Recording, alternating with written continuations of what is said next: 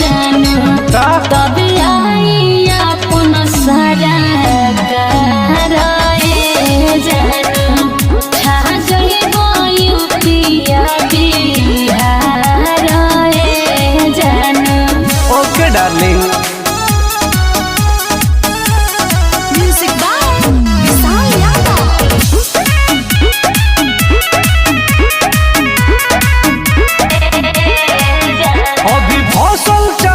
नखी केस में हमरा राज करे के देश में एक तरफा जीते के बाद तो हमरो माना